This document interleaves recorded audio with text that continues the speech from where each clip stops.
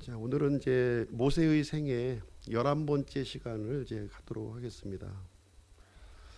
지난주에는 어, 주의 유월절에 대해서 개역 성경에는 이제 여호와의 유월절인데요. 주의 유월절에 대해서 이제 말씀을 전해 드렸고요.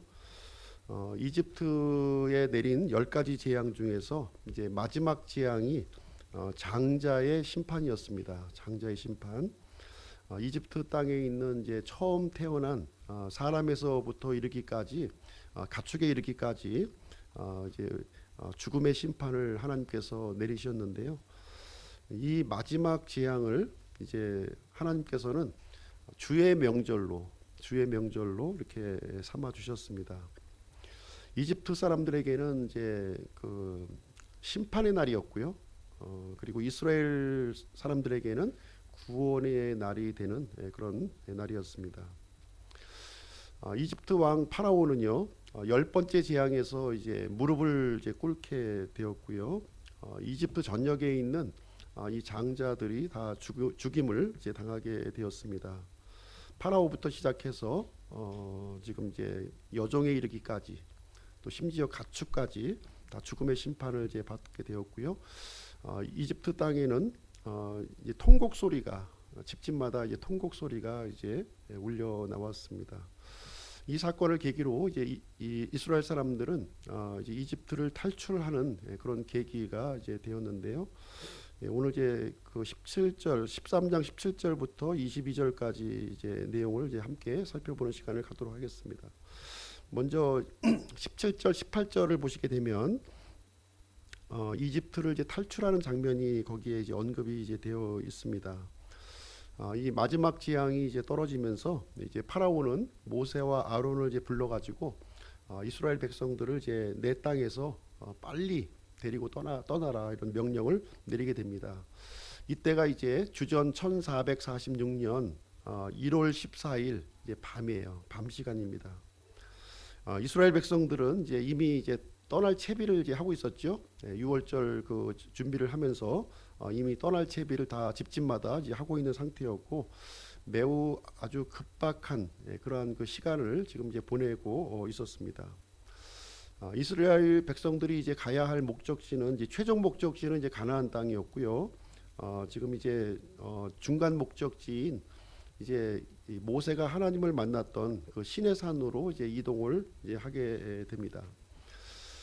시내산은 이제 미디안 땅에 아라비아 이제 미디안 땅에 있는 이 그 시내산인데 가기 위해서는 이제 두 가지 경로가 있어요. 두 가지 경로가 한 가지 경로는 이제 해안 쪽을 따라서 가는 길이 있었고요.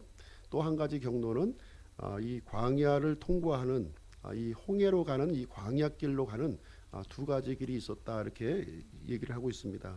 근데 하나님께서는 이스라엘 백성들을 이제 어디로 이끄셨냐면 해안도로 쪽으로 이끄는 것이 아니라 광야길로 이렇게 인도해 가시는 내용이 여기에 기록이 되어 있는데요. 이 해안도로는 이제 빠른 길이었지만 블레셋 사람들이 이제 지키고 있었기 때문에 블레셋 사람들과 이제 전쟁을 이제 벌여야 되는 거예요. 근데 이스라엘 사람들은 지금까지 노예로 살아왔었고 어떤 전투에 대한 경험이 이제 전혀 없었기 때문에 전쟁이 일어나면 다시 이집트로 돌아갈 그런 위험이 있음을 하나님께서 미리 아셨고 그래서 이제 이스라엘 백성들을 이제 홍해 광야길로 이렇게 하나님께서는 인도를 이제 해 가시게 됩니다. 그 내용이 이제 17절, 18절 이제 언급되어 있는 내용이 이제 되겠습니다. 사실 이 길은 다시 돌아올 수 없는 길이에요. 다시 돌아올 수 없는 그러한 길로 막다른 길로 하나님께서는 이제 이스라엘 백성들을 내몰게 됩니다. 이 극적인 그 드라마틱한 이런 그 심판을 집행하시면서 이제 이스라엘 백성들을 이제 막다른 그 길로 지금 하나님께서는 내몰고 있는 그런 장면이 이제 여기에 기록이 되어 있습니다.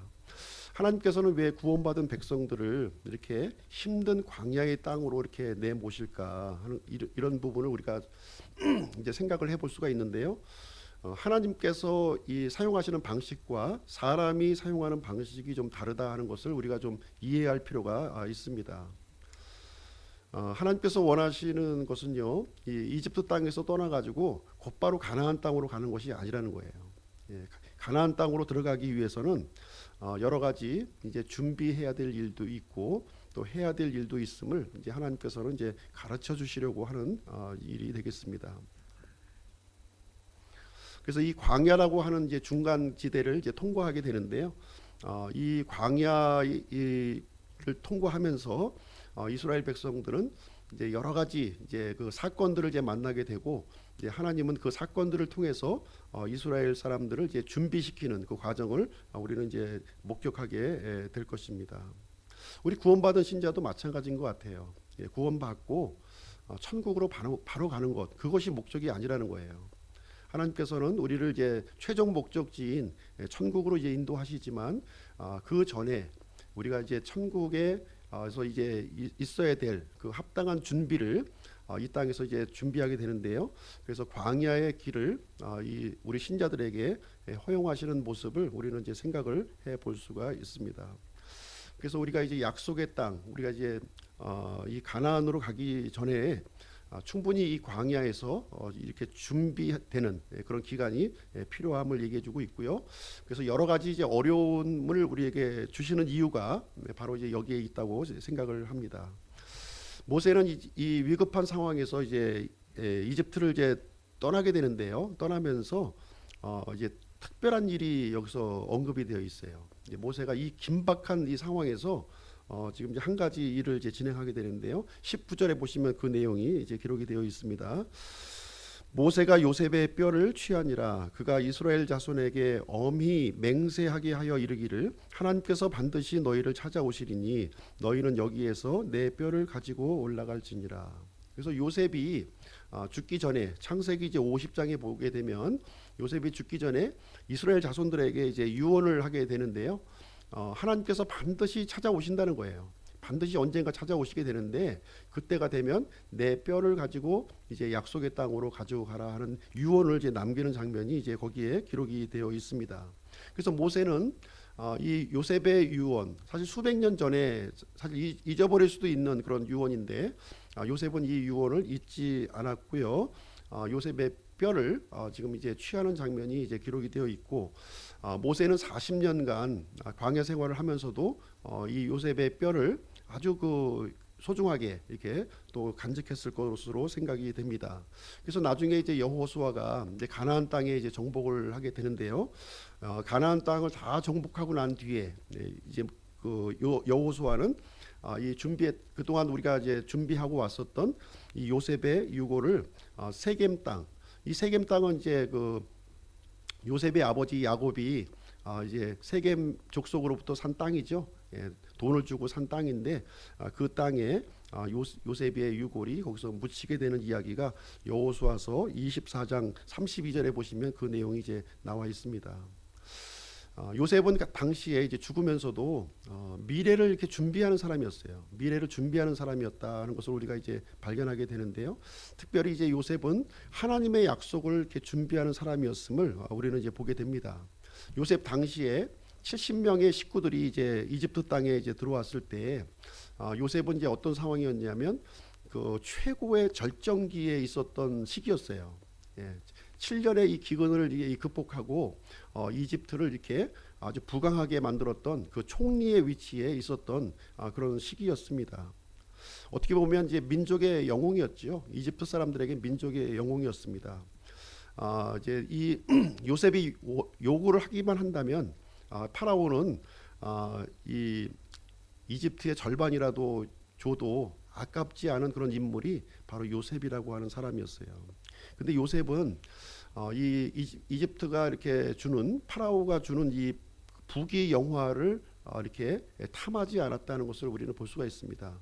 요셉이 원했던 것은 단 한 가지예요. 자신의 이 식구들이 머물 수 있는 장소를 하나 구했는데 고센 땅이라고 하는 장소를 이렇게 요구했던 것을 보게 됩니다. 요셉이 참 그 많은 것, 어떻게 보면 이집트의 그 주류 사회에 들어가서 이집트 사람들과 이렇게 호화로운 생활을 자손만대 이렇게 누리면서 지금 우리나라 이 정권을 보면은 얼마 안 되는 그 정권을 잡았음에도 불구하고 자손만대 누리려고 하는 그 욕심을 갖고 있지 않습니까? 요셉의 경우는 민족의 영웅이었어요. 영웅이었는데도 불구하고 참 자손 만대의 영광을 구하지 아니하고 이집트 사람들과 이렇게 분리돼서 살 수 있는 고센 땅이라고 하는 지역을 요구했다고 하는 사실을 이제 우리가 알고 있습니다. 요셉이 그 우려했던 것은 무엇이냐면 당대에 누리는 이 호화로움이 아니라 이집트 사람들과 이 이스라엘 사람들이 섞이는 것을 이렇게 철저하게 지금 이제 우려했다고 하는 사실을 이제 알고 있는 것이고요. 그래서 여기에 대한 안전 장치로서 곧센 땅을 이제 파라오에게 요구하도록 의도적으로 요구하게 하는 그런 장면이 이제 기록이 되어 있고, 그래서 이스라엘 사람들은 이제 수백 년이 흘렀지만 이 이집트와 섞이지 않은 가운데에서 순수한 혈통을 가지고 이 메시아를 이렇게 이제 올 수 있는 그러한 통로를 지금 이제 철저하게 준비했다고 하는 사실을 요셉의 상황을 통해서 우리가 지금 살펴볼 수 있는 내용이 되겠습니다. 그리고 그 후손들은 이 요셉의 유언을 잊지 아니했고요. 이 이집트를 이제 떠나가는 그 급박한 그 상황에서 요셉의 유고를 이렇게 취해서 이제 나가는 이 내용이 여기 이제 기록이 되어 있습니다. 요셉도 이제 하나님의 그 약속을 중시했고요. 또 이스라엘 사람들을 이집트로 또 이렇게 탈출시키는 모세 입장에서도 하나님의 약속을 대단히 중요하게 여겼음을 이 대목을 통해서 우리는 발견을 할 수가 있습니다.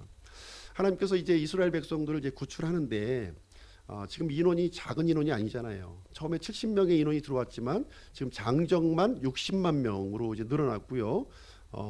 이제 이 어린아이와 또 여자들까지 합치면 거의 최소한도 200만 명이 되는 이 인원이 이 밤중에 움직여야 되는 거예요. 밤중에 어떻게 움직입니까?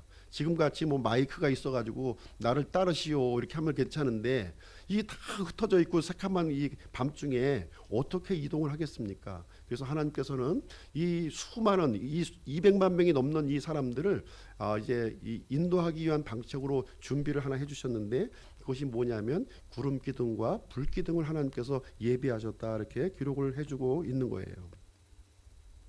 커다란 불 기둥을 지금 이스라엘 그 진영 앞으로 이렇게 놓아서 이스라엘 사람들이 한 사람도 이렇게 나오자가 없게끔 불기둥을 따라서 이집트를 이제 나올 수 있도록 이렇게 했습니다. 20절 말씀에 보시면 이제 그들의 그 이제 진로가 이렇게 기록이 되어 있어요. 그들이 이제 있었던 지역은 어디예요? 곧센 땅에 있었고, 곧센 땅에서 지금 이제 숫곳으로 이동했고, 또 숫곳에서 광야의 끝 부분 지역 에담에 진을 쳤다 이렇게 기록이 되어 있습니다. 하나님께서 예비하신 그 인도하시는 방법은 무엇이냐면 이 빛나는 구름 기둥이었다는 거예요. 빛나는 구름 기둥. 그래서 성경에 구름 기둥과 불 기둥 이렇게 나오는데, 하나님이 불 기둥도 준비하시고 구름 기둥도 준비하시고 두 개의 기둥을 준비한 것이 아니라 하나님께서 준비하신 것은 하나의 기둥이에요. 하나의 기둥을 이제 준비하셨는데 그것은 빛나는 구름 기둥이었다는 거예요. 밤에는 구름은 보이지 않았고 이 빛만 보였고요. 그래서 불기둥처럼 보였고, 낮에는 또 해 때문에 이 빛은 보이지 않았고 구름만 보였던 거예요. 그래서 낮에는 이 구름 기둥으로 보였고, 밤에는 불 기둥으로 보이는 이 빛나는 구름 기둥을 하나님께서 예비하셔서 이스라엘 백성들을 이 광야길을 인도하시는데 40년 동안 그 진행하는 이 기간 동안에 이렇게 함께 이 불기둥과 구름 기둥으로 함께 하셨다고 이렇게 얘기를 해주고 있습니다. 그래서 이 구름 기둥은 낮에 뜨거운 햇빛, 이 광야가 굉장히 뜨겁거든요. 온도가 굉장히 급속하게 올라가는 거예요. 그래서 이 뜨거운 햇빛으로부터 이렇게 보호를 해주었고, 이 불 기둥은 또 밤이 되면 굉장히 추운 거예요. 광야가 굉장히 춥습니다. 낮은 기온으로 내려가게 되는데 이 불 기둥을 통해서 이 추위로부터 보호를 해주는 그러한 일을 이제 진행을 해 주었습니다. 그래서 이 구름 기둥과 불 기둥은 이스라엘 백성들의 그 안내자 역할을 했고, 또 이 백성들을 보호하는 역할을 이렇게 하는 내용을 이제 성경은 우리에게 알려주고 있습니다. 그래서 멈추어야 될 때를 알려주셨고, 이동해야 될 때를 알려주셨고, 어디로 가야 될지를 이렇게 알려주셨고, 뿐만 아니라 하나님의 임재를 알려주셨다는 거예요. 이 불기둥과 구름 기둥을 통해서 하나님의 임재를 알려주시게 되었습니다. 그래서 오늘 이 시간에는 이 구름 기둥과 불 기둥이 이제 가르쳐주는 교훈 세 가지만 한번 이제 살펴보도록 하겠습니다. 첫 번째로 이제 구름 기둥과 불 기둥을 통해서 이제 우리가 배울 수 있는 것은 무엇이냐면 하나님의 임재를 이렇게 나타내 보여주셨다고 하는 사실이 되겠습니다. 이 구름 기둥과 불 기둥은요, 이스라엘 백성들이 광야 생활을 이렇게 하는 동안 한 번도 이스라엘 백성들을 이제 떠나지 아니했다고 하는 사실입니다. 사람은 떠날 수가 있습니다. 그렇죠? 사람은 떠날 수가 있지만 하나님은 이스라엘 백성들을 떠나지 않으셨고요. 사람은 변할 수가 있어요. 그렇지만 하나님은 변하지 않는 하나님이라고 하는 사실을 이스라엘 백성들에게 시청각 자료로 이렇게 구름 기둥을 통해서 알려주셨음을 이제 말해주고 있습니다. 그리고 특별히 이제 이 구름 기둥과 이 불 기둥은 이제 이스라엘 백성들이 성막을 만들었을 때, 성막을 이제 1년간 만들거든요. 최종적으로 만들었을 때 이 구름이 이제 성막 위에 덮이게 되고 아주 밝은 빛으로 이스라엘 백성에게 이제 임재하게 되었는데 이 엄청난 빛이 이렇게 비쳤어요. 그래서 이스라엘 백성들은 그 빛을 보면서 하나님께서 우리와 함께 하시는구나 이렇게 하면서 이제 경배하는 장면이 이제 기록이 되어 있습니다. 이 동일한 내용이 어디에 기록되어 있냐면 솔로몬이 이제 성전을 완공했을 때에도 동일하게 이 성막에 임했던 쉐키나 영광이 하나님의 이 영광이 이제 임했다고 하는 사실을 가시적으로 이렇게 보여주었습니다. 그래서 하나님께서는 이 구름 기둥과 불 기둥을 통해서 이제 이스라엘 백성들과 함께하고 있다고 하는 사실을 가시적으로 이렇게 보여주심을 우리는 이제 볼 수가 있고요. 두 번째로 이제 구름 기둥과 불 기둥을 통해서 우리가 알 수 있는 것은 뭐냐면 이 길을 인도해 주셨다는 거예요. 이 여정을 인도해 주셨다는 사실을 우리는 이제 발견하게 됩니다. 그래서 이 구름 기둥이 이제 이동하면 이스라엘 백성들은 이동을 했고 구름 기둥이 또 멈추면 또 이제 멈췄던 거예요. 굉장히 많은 인원이라고 그랬습니다. 지금 이제 200만 명의 이 인원들이 또 이제 야영을 하게 되면 천막을 다 쳤던 거예요. 천막을 다 치고 그다음에 이제 모세를 통해서 이제 세워진 이 성막을 또 이제 세워야 되는 거예요. 그래서 구름이 이동하면 이제 또 다 짐을 또 이게 챙겨 가지고서 이제 준비하고 또 성막도 다 분해해서 또 이렇게 준비하고 이렇게 이제 이동을 했었던 거예요. 그리고 또 구름 기둥이 때 또 멈추게 되면 또 다 또 풀어가지고서 또 이제 이 야영할 수 있는 준비를 이렇게 하는 경우가 이제 생기게 되는데 이것이 이제 굉장히 불규칙적으로 이제 진행이 됐었던 거죠. 어떤 이제 이맘때쯤이면 옮길 때가 됐을 거야 이렇게 하는 이 사람의 상상력을 완전히 무시해 버리고 어떨 때는 1년간 머무는 경우도 있었고 또 어떤 경우에는 바로 그날 멈추자마자 또 바로 그날 이동하는 그런 경우도 있었다 이렇게 기록을 하고 있습니다. 그래서 하나님께서는 이 구름 기둥과 불 기둥을 통해서 머물러야 할 때 그리고 이동해야 할 때를 이렇게 알려주셨어요. 그래서 이 광야길이라고 하는 것은 내 생각대로 가는 길이 아니라는 거예요. 내 생각대로 나의 상식을 가지고 이동하는 길이 아니라는 거예요. 광야의 길은 철저하게 하나님께서 하라고 하는 대로 우리가 명령하는 대로 그렇게 움직여야 됨을 우리에게 가르쳐 주시고 훈련하고 있다는 것을 우리는 이제 보게 되는 것입니다. 그래서 이 광야에서 하나님께서 이제 이 가르쳐 주시고자 하는 이 세 번째는 뭐냐? 바로 광야는 훈련장이라는 거예요. 훈련장으로서 우리에게 이제 가르쳐 주고 있습니다. 사실 이집트에서 이 가나안 땅까지 가는 거리가 10하룻길이에요. 뭐 이렇게 크게 이렇게 이렇게 좀 머물지 않으면 10하룻길 정도면 갈 수 있는 그런 거리가 됩니다. 그런데 이스라엘 백성들은 지금 이제 몇 년이 걸렸어요? 40년이 걸린 거예요. 40년이 걸린 이유가 뭐가 있느냐?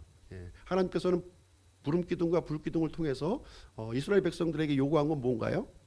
순종이에요. 순종. 말씀대로 순종하는 삶을 요구한 거예요. 사람의 생각대로 계획대로 살지 말고 철저하게 하나님의 명령대로 움직여야 될 것을 이제 하나님께서는 요구하셨는데 이스라엘 백성들은 불순종을 한 겁니다. 불순종을 했기 때문에 이제 40년 동안 방황할 수밖에 없다는 것을 우리에게 얘기를 해주고 있습니다. 이 가나안 땅은 이제 어떤 땅이냐면 일반적으로 뭐 천국으로 이제 예표를 하는 경우가 있는데 가나안 땅은 천국이 아니에요. 가나안 땅은 천국이 아니라 가나안 땅에서도 역시 전쟁이 일어나거든요. 전쟁이 일어나기 때문에 가나안 땅은 상속을 받을 수 있는 땅이에요. 이 광야는 농사를 지을 수도 없고 어떤 열매를 이렇게 얻을 수 없는 그런 공간이 광야예요. 오로지 훈련받는 이제 장소라고 보시면 됩니다. 그러나 가나안 땅은 이제 어떤 장소냐면 이제 그 수확할 수 있는 씨를 뿌리고 수확할 수 있는 그런 땅이라는 거예요. 그래서 하나님께서 이제 가나안 땅으로 이동하시는데 그거는 이제 상속할 수 있는 상속의 유업을 제공해 주시는 그러한 땅이 이제 되는 것이죠. 그래서 상속을 받기 위해서는 어떻게 되느냐?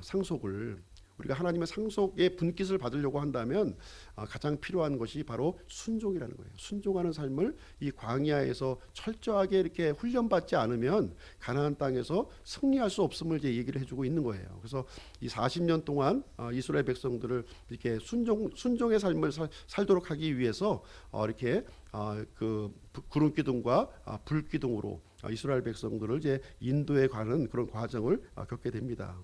그래서 하나님의 이 쓰임을 받기를 원하고 또 하나님의 사람이 되기를 원한다면 이 광야의 시간을 이제 가져야 된다 하는 것을 성경은 우리에게 말해주고 있어요.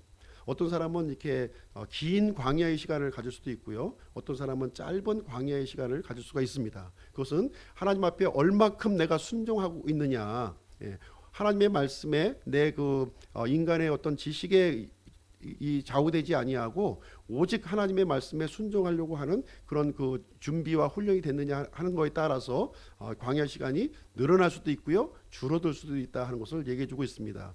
그래서 많은 하나님의 사람들이 이 광야의 시간을 보낸 거예요. 이 광야라고 하는 거는 사실 즐거운 시간이 아니죠. 낮에는 굉장히 덥고 밤에는 또 굉장히 춥고 굉장히 모든 여건들이 힘든 상황이 이제 광야 그 생활인데 요셉과 같은 경우에는 13년의 광야 시간을 가졌습니다. 그렇죠? 총리가 되기까지. 모세의 경우는 40년의 광야 생활을 목자로서 이렇게 가졌다고 하는 것을 볼 수가 있고요. 다윗도 기름 부음을 받고 왕으로 될 때까지 10년 이상 광야의 시간을 이렇게 보내게 되었습니다. 그 사울 왕으로부터 계속 피해 다니는 그런 일을 이제 하게 되었고요. 사도 바울도 이제 이방인의 사도로 부름심을 받자마자 바로 이 사도로 쓰임을 받은 것이 아니에요. 최소한도 14년 이상 광야 시간을 또 이렇게 가지면서 준비되고 훈련되는 기간을 가졌구나 하는 사실을 우리가 볼 수가 있습니다.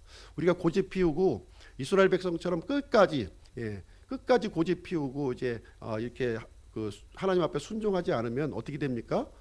이 약속의 땅 상속 유업을 받지 못하고 지금 이제 다 광야에서 시체로 이제 그 남게 되는 일을 성경은 우리에게 알려주고 있습니다. 이스라엘 백성과 같이 그런 불순종의 본보기를 따르지 말 것을 얘기해주고 있고요. 이 광야의 삶을 아주 이렇게 성공적으로 이렇게 마칠 것을 하나님께서는 요구하고 있습니다. 그래서 하나님께서는 이 광야의 이 과정을 통해서 두 명의 지도자를 이렇게 세워 주십니다. 이스라엘 백성들을 위해서 첫 번째 세운 지도자가 누구냐면 바로 모세예요. 그리고 모세고 그 다음으로 세워준 지도자가 바로 이제 모세의 뒤를 이은 여호수아를 이제 그 뒤를 이어서 이제 해주시게 되는데 이 모세와 여호수아의 공통점이 있다면 무엇이냐면 하나님의 임재 가운데 이렇게 있었다는 거예요.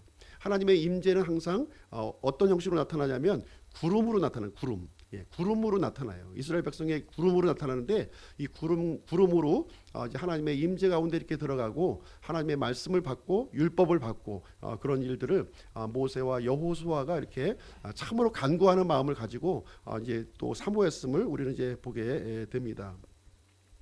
심지어 이제 그 모세가 이 하나님과 이렇게 대면하여 이렇게 있을 때에는 마치 친구와 대화하는 것 같이 친구와 대화하는 것 같은 그런 그 하나님의 임재를 이렇게 가졌다 이렇게 얘기를 해주고 있습니다. 우리도 이제 그 구원받은 사람들도 그런 그 주님과의 그 임재의 시간이 너무나도 필요하다고 이렇게 생각이 됩니다. 그래서 이 광야의 시간은 누구도 알아주지 않는 시간이고요. 또 어떻게 보면 외로운 시간이에요. 외로운 시간이지만 굉장히 이 기간은 유익한 시간이다 하는 것을 얘기해주고 있습니다. 절대로 낭비의 시간이 아니라는 거예요. 낭비의 시간이 아닙니다. 철저하게 부서지고 철저하게 낮아지고 철저하게 이렇게 그 깨어질수록 이렇게 하나님의 사람으로 이렇게 준비되어지고 쓰임 받을 수 있다고 하는 사실을 우리에게 알려주고 있습니다. 결론을 내어드리도록 하겠습니다. 그렇다면 이제 현 시대에 이 구름 기둥과 이 불 기둥은 무엇인가 하는 거예요. 과거의 이스라엘 백성들에게는 이 눈에 보이는 이런 불 기둥과 구름 기둥이 있었는데 현 시대에는 하나님께서 어떻게 인도하시느냐 하는 것입니다. 지금은 이렇게 이제 눈에 보이는 이런 불기둥과 구름 기둥으로 인도하지는 않으신다는 거예요. 그럼 어떻게 인도하시느냐? 하나님께서 인도하시는 방법은 첫 번째로 지금 이제 우리에게 이제 기록해 주신 이 성경을 통해서 기록된 말씀을 통해서 우리의 삶을 하나님의 뜻 가운데 인도를 해 주시는 거예요. 이 말씀의 모든 것을 다 기록해 놓으셨어요. 하나님의 약속의 말씀과 우리가 어떤 삶을 살아야 할 것인가 거기에 대한 지침을 세부적으로 우리에게 알려주셨는데 이 말씀에 따라서 우리의 생각과 우리의 상식으로 움직이는 것이 아니라 이 말씀대로 움직이는 그런 살면은 하나님의 인도하심을 받을 수 있다 이렇게 얘기해주고 있습니다. 또 한 가지는 무엇이냐면 우리 구원받은 사람들에게는 성령님이 계시는 거예요.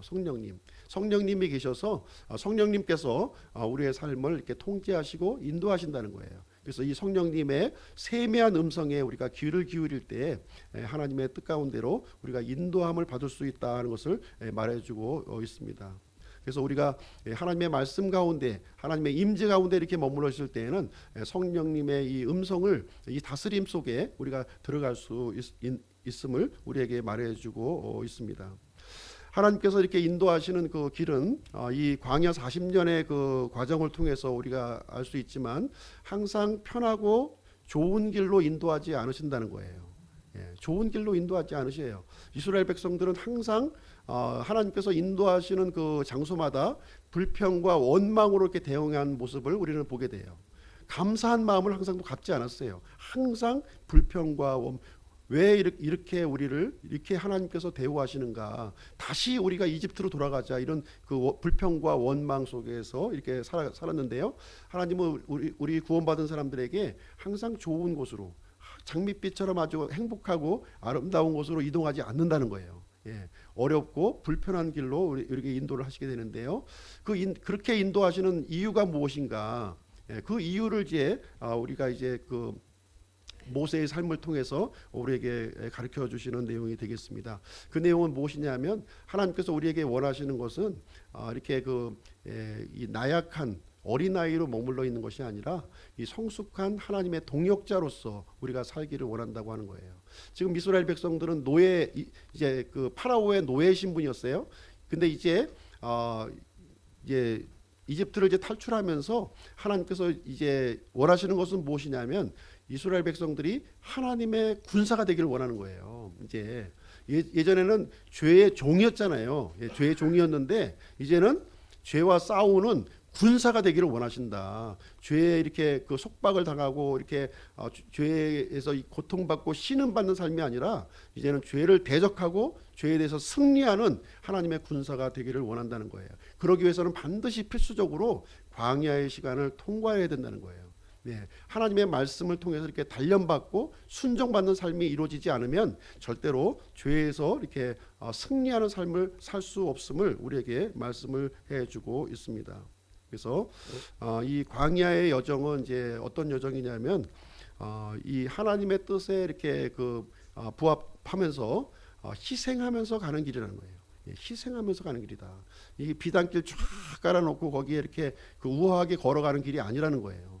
힘들게 힘겹게 가는 길이라는 거예요. 그래서 하나님께서 나중에 우리에게 맡겨주신 그 사명을 감당하기 위해서는 그런 여러 가지 이 힘든 일도 겪어보고 어려운 일도 겪어보고 사람들과의 이런 그 갈등도 겪어보고 여러 가지를 겪어보게 되면은 이제 그것을 이제 다 극복하고 이길 수 있는 성숙한 그런 인격으로 우리가 변화하게 되는 것이고요. 하나님께서 사용하는 대로 쓰여지는 거예요.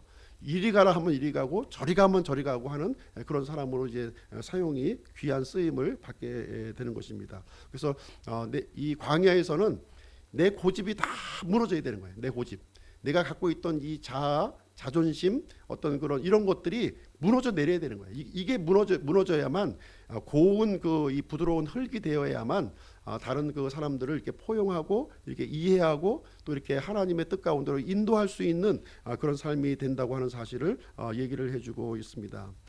모세가 이제 대표적인 경우인데요. 모세도 굉장히 감정적인 사람이었어요. 욱하는 성질이 있었던 사람이었습니다. 그러나 모세 스스로가 자기 자신을 스스로가 자평하기를 이 세상에서 제일 온유한 사람이 누구냐, 바로 모세라고 지금 기록을 하고 있어요. 그렇게 성질이 급하고 그 감정적인 그 사람이 참 이 하나님의 이 그런 그 어떤 연단을 통해서 다듬어지고 난 다음에 이 연약한 부드러움이 아니라 이 강한 부드러움을 이제 모세는 소유하게 되었음을 얘기해주고 있고요. 그래서 하나님께서는 모세를 사용하셔서 이 수백만 명의 이 그 양떼들, 이스라엘 양떼들을 이제 가나안 목전까지 이렇게 인도해가는 참 그 어려운 일이잖아요. 우리가 몇 사람 데리고 이렇게 참 한 사람 데리고 가는 것도 힘든데 수백만 명의 사람을 이렇게 그 다 각자의 그 사정과 그 감정이 틀린 사람들을 하나로 이렇게 묶어서 데려간다고 하는 것은 쉬운 일이 아닙니다. 하나님께서 강력한 리더십을 주기도 하였지만 하나님 앞에 철저히 낮아지고 순종하는 삶을 통해서 그런 일이 이제 가능하게 되었다, 이 얘기를 해주고 있는 내용이 되겠습니다. 그래서 구름 기둥과 이 불 기둥을 통해서 오늘날에 이제 하나님의 기록된 말씀 그리고 성령님에게 전적으로 순종하는 저희들의 삶이 되어야 될 줄로 생각을 합니다. 그래서 하나님의 인도를 받는 우리 기쁨 침례교회 성도님들이 되시기를 주님의 이름으로 축원드립니다. 이상으로 말씀 마치고요. 잠깐 기도하는 시간 갖도록 하겠습니다.